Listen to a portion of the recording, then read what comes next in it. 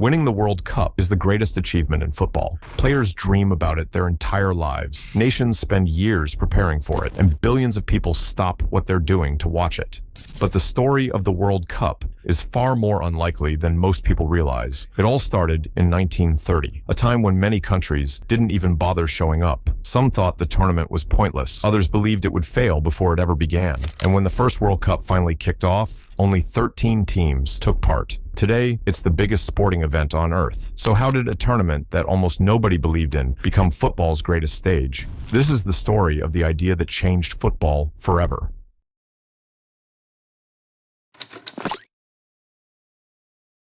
By the early 1900s, football had spread across the globe. England played it, Brazil played it, Argentina played it, Italy played it, and dozens of other nations had fallen in love with the game. But there was one question nobody could answer: who was the best? There were international matches, regional competitions, and Olympic tournaments. But there was no true world champion, no tournament where the best nations on Earth could compete against one another. Football had become global, yet it lacked a global stage, and one man wanted to change that.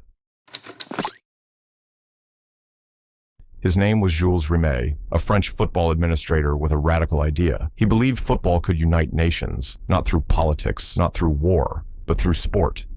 Many people thought the idea was unrealistic. Travel was expensive, communication was slow, and organizing a worldwide tournament seemed almost impossible. But Rimet refused to give up. For years, he pushed for an international competition, a tournament that would bring the entire football world together. In 1930, the dream finally became reality. Uruguay was chosen to host the tournament. There was just one problem: getting there. Today, teams fly across continents in hours. Back then, many teams had to travel by ship. The journey took weeks. Some countries simply decided not to come. In the end, only 13 teams participated. Just 13. Compared to today's World Cups, it felt tiny. Many newspapers paid little attention. Many people doubted its future. But despite all the obstacles, the tournament began, and something remarkable happened. People loved it. For the first time in history, nations weren't just playing football. They were representing entire countries. Every victory felt larger. Every defeat felt deeper. Fans weren't supporting clubs. They were supporting flags, identities, dreams. The World Cup transformed football. Suddenly, a match wasn't just a match. It became a national event, a source of pride, a source of hope, and sometimes a source of heartbreak. The tournament had discovered something powerful. Football could unite millions of people behind a single goal.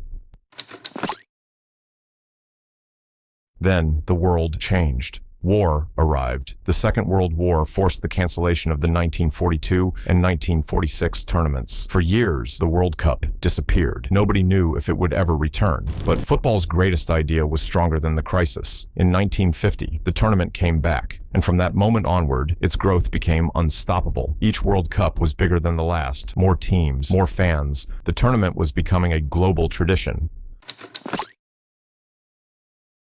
The World Cup didn't just create champions, it created legends. Pelé, Maradona, Zidane, Ronaldo, Messi. Generations of players used the tournament to write themselves into history. A great club career could make you famous. A great World Cup could make you immortal.